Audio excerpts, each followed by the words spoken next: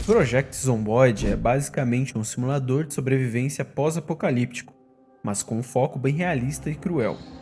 O personagem inicia em uma casa localizada em alguma cidade da escolha do jogador, e o seu objetivo é sobreviver o máximo de tempo possível, enfrentando a fome, a sede e ferimentos, condições climáticas e, claro, os zumbis.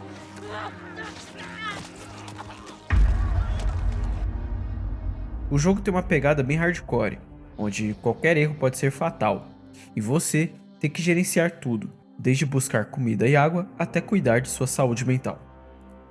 Mas uma coisa que muito veterano no game não sabe é que ele também tem uma história por trás, com indícios fortes no próprio game, como programas de TV, noticiários e rádio. Então vamos conhecer o evento que desencadeou todo esse caos que sobrevivemos no jogo. Nesta segunda-feira, 9 de agosto, autoridades de Guiné confirmaram o primeiro caso do vírus de Essa coisa, vamos chamá-la de Evento Nox. Parece um barril de pólvora.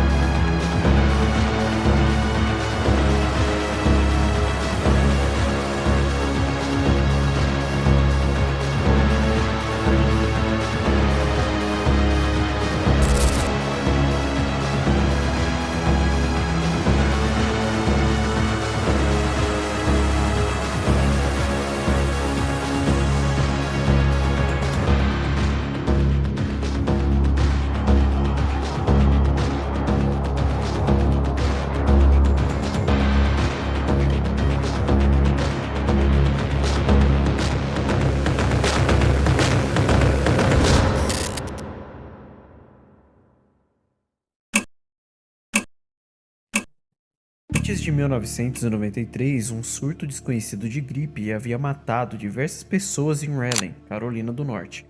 O que mais para frente podia ter sido uma hipótese diante do caos que estava para iniciar. Entre mudanças políticas e o dia da independência chegando, chegamos no início do caos. Entre os dias 9 e 11 de julho de 1993, uma doença do tipo influenza se espalha pelas cidades de Montreal, Matthew Ridge, Riverside e Rosewood. Centenas de pessoas vêm a óbito, onde a maioria com sintomas semelhantes à gripe, o que escala para um quadro ainda pior em poucos dias à frente. Porém, uma coisa estranha e inexplicável acontece. As vítimas dessa doença, que antes estavam falecidas, começam a se reanimar, mas atacam outras pessoas de forma agressiva, muito parecida com a doença da raiva. O pânico se espalha pelo condado e as polícias locais, trabalhadores de resgate e comerciantes são rapidamente sobrecarregados devido à falta de recursos e comunicação. Militares do Fort Knox são informados sobre os incidentes em andamento no condado de Knox e alertam o Pentágono. Assim, uma zona de exclusão é estabelecida em torno do condado de Knox, fechando as entradas e saídas da cidade, mantendo a população contida e sob controle. Pontos de controle são instalados nas principais rodovias e também uma zona de exclusão aérea estabelecida, impedindo que aeronaves não militares entrassem no espaço aéreo do condado. Militares, cientistas e equipes com materiais perigosos entram na zona para tentar entender a situação. Jack Jay, ou Jack J, uma jornalista da LBMW, e seu parceiro Frank Hemingway também vão para a zona de exclusão primária, ao sul de Louisville. Jack é responsável por transmitir as declarações do general John McGrew, em alguns casos. Dia 12 de julho de 1993, repórteres de TV e rádio descem na fronteira da zona de exclusão ao sul de Louisville, e é assim que os primeiros relatos de zumbi surgem nos noticiários. Jack e Frank relatam uma imagem tirada de dentro da zona de exclusão, de um homem com um braço desprendido e aparentemente despreocupado com seu ferimento grave, caminhando por uma rua cheia de cadáveres. A evacuação ainda continua em andamento, mas um número absurdo de pessoas permanece preso dentro da zona de exclusão, sem respostas e assustados. Nesse dia, também ocorre um evento aleatório no rádio, mais especificamente na frequência 107.6 MHz, isso nos arquivos do jogo. Experienciamos a frequência desconhecida, que é em volta de mistério, sons de estática e tensão. Oi? Alô? Estou na zona de exclusão. Estão mentindo para vocês. O exército sabe exatamente o que está acontecendo. É uma doença que pessoas não são mais pessoas. No começo vinha de uma febre, qualquer um podia pegar. Pessoas morriam muito rápido e acontecia.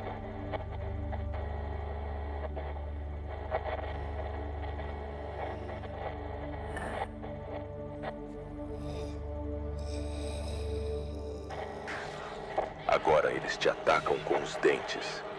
E você se torna um deles. E não conseguimos sair. Eles têm atiradores. Eles não respondem nossas perguntas. Mas fazer qualquer tipo de barulho atrai os mortos. Há tantos aqui. E tão rápido. Rápido demais. No dia 13 de julho de 1993, um acampamento de mídia é estabelecido no bloqueio mais ao norte da zona, onde equipes jornalísticas reúnem informações e transmitem para Knox County, fazendo com que pessoas mais preparadas comecem a estocar comida e fortificarem suas residências, mantendo suas famílias seguras.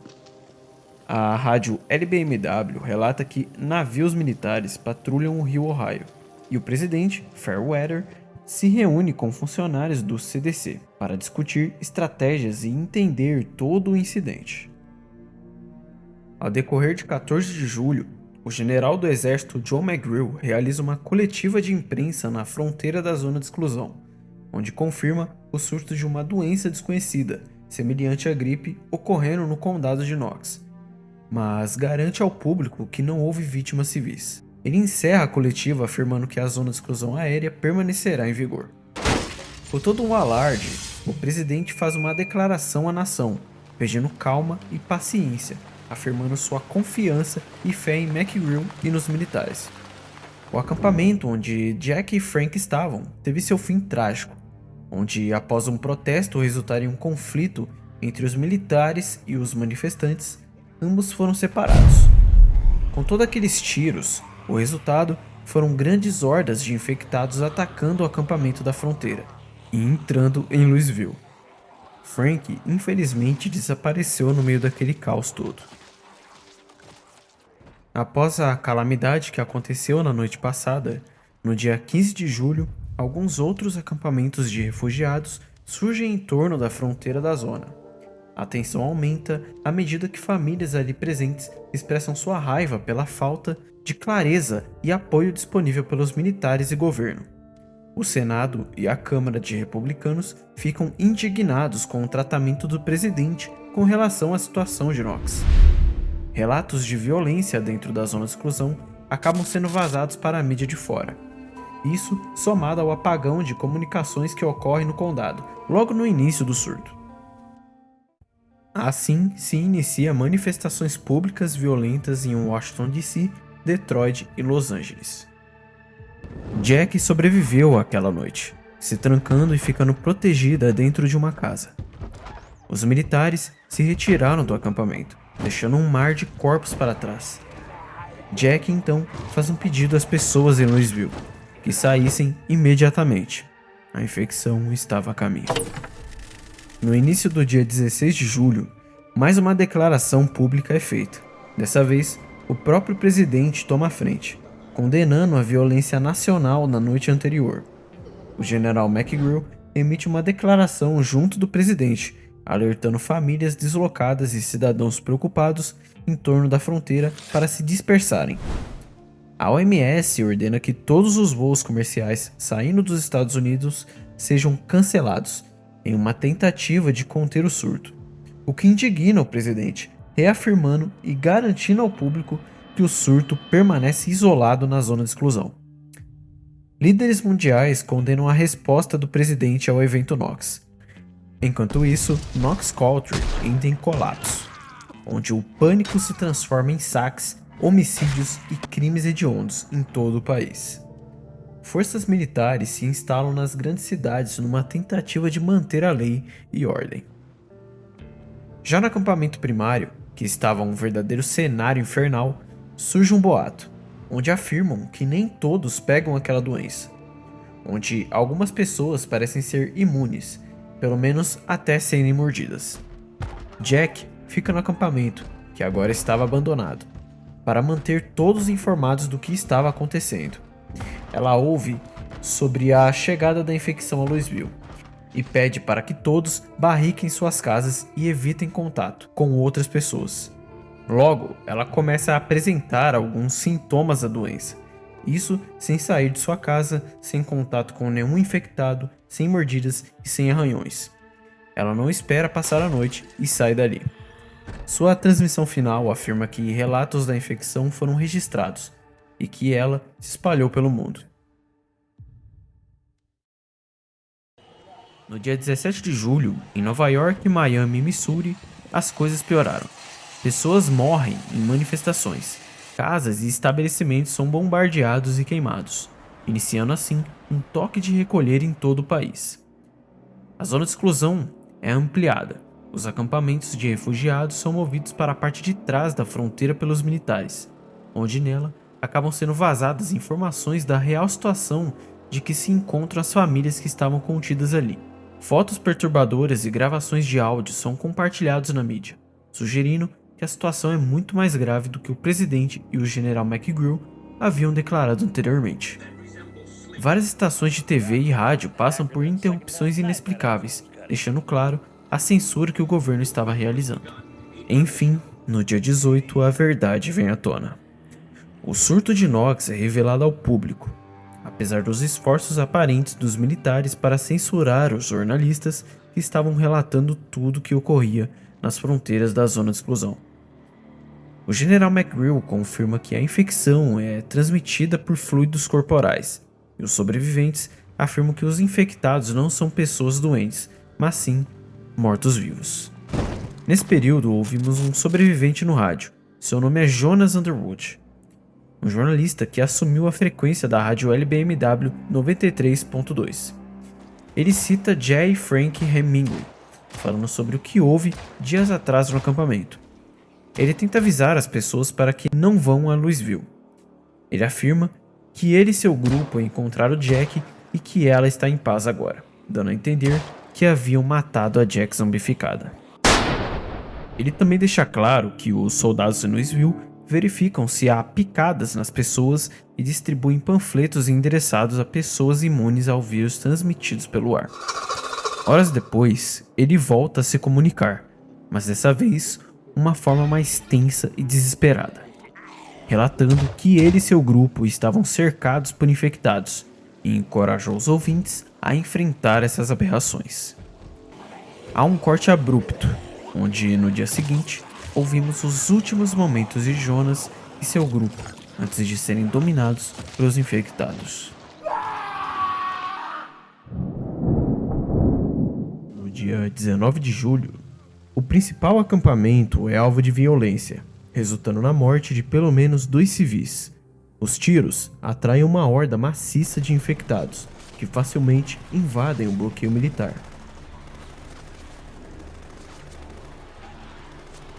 Muitos civis acabam sendo brutalmente mortos, tanto por tiros dos militares, quanto pelos infectados. Os militares então recuam, deixando os civis restantes por conta própria.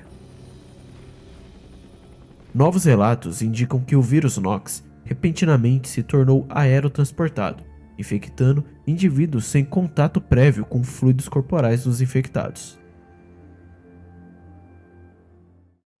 No dia 20 de julho, a doença se espalha para Louisville, causando enfim o caos completo em Knox Country. As pontes Sherman Minton, Clark Memorial, John F. Kennedy Memorial, Big Four e Lewis e Clark são destruídas pelos militares, prendendo milhares de pessoas dentro da cidade. Noticiários por todo o mundo relatam que a doença se tornou global, ocorrendo relatos de surtos iniciando na Somália e em Norfolk, Inglaterra. Já no dia 21 de julho, surtos do vírus Knox são confirmados em diversas cidades como em Cincinnati e Columbus, em Ohio, Londres, Norfolk e Newcastle, na Inglaterra, Mogadíscio, na Somália e Seul, Coreia do Sul. Batalhas contra hordas ocorrem em todos esses lugares, fora outros países da América Latina que também passam pela mesma situação. Isso faz com que milhões de refugiados propaguem ainda mais a doença dentro de zonas de quarentena. Por fim, no dia 22 de julho, John McGrew, o general, emite uma declaração pré-gravada para os noticiários, pedindo que aqueles não afetados pela segunda onda de surtos se armassem e lutassem contra a ameaça dos mortos-vivos. Como mostrado, há alguns canais de rádio e TV que podem sim trazer um sentimento de pânico e medo no jogador, como a Unknown Frequency e a mensagem de Jonas, mas nada se compara à última mensagem de rádio do pastor James Hartwell. Meu nome é Pastor James Hartwell. Eu tô aqui no que antes era um local de transmissão de rádio. Agora é só mais um mausoléu ambulante. Fui mordida. E eu não estarei por muito tempo nesse mundo. Vim aqui a essa sala pra orar com você. Por nossas almas. Vem comigo. Pai nosso que estás no céu. Aí vem eles. Não se preocupe. Eu tô pronto pra isso. Deus te abençoe. Volte. Pai nosso que estás no céu, santificado seja nosso nome.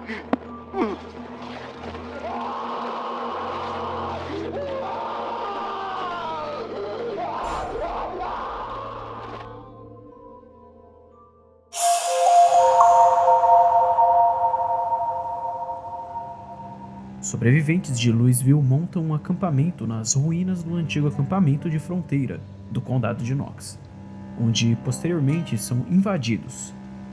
Outro grupo de sobreviventes se refugia na base aérea da Guarda Nacional de Nashville, onde também são invadidos. Mais tarde, o novo grupo encontra a base e se instala ali e reconstrói as fortificações. Eles transmitem mensagens em rádio, convidando os sobreviventes a irem para a sua comunidade. Porém, ouvem dizer que o povo dali são canibais e atraem pessoas para serem seu alimento. Em paralelo a isso, uma última transmissão gravada nos rádios militares começa a ser escutada pelos sobreviventes. Nessa transmissão, uma mensagem codificada e misteriosa intriga aos ouvintes, consistindo de números aparentemente aleatórios que repetem continuamente. Talvez uma coordenada? Bom, não se sabe dizer. Toda essa linha do tempo, temos que concluir que o evento Knox é o cenário de um desastre total, e que as autoridades falharam em salvar a população e acabaram sendo egoístas e engolidas pela crise. O governo falhou de diversas formas, tanto em proteger as famílias que estavam na zona de exclusão, quanto de manter a transparência e comunicação decente com o resto do mundo. A contenção poderia ter sido muito maior caso a negligência e mentiras não tivessem prioridades em todo esse ocorrido. Mas afinal, a tão citada base militar realmente existe? Bom, a comunidade mais assídua no game sabe que isso é uma lenda, que por muitos anos vem ganhando notoriedade e virando uma das grandes curiosidades e desejos de ver no game. Dada sua localização isolada e utilidade questionável para a jogabilidade, poucos sobreviventes se aventuraram por lá, a não ser para se gabar ou para ver com seus próprios olhos. Sua inclusão desde as primeiras versões do jogo gerou intensos debates sobre seu propósito e conexão com a história do jogo, mas até agora, na atual B42, não foi possível obter. Caso quiserem, posso estar trazendo um estudo mais aprofundado sobre esse local, sobre as teorias e também sobre o que podemos encontrar lá de fato. Uma dúvida que provavelmente você deve ter é como surgiu o vírus Nox. Da natureza, de experimentos científicos que deram errado, de eventos sobrenaturais, de cães com raiva,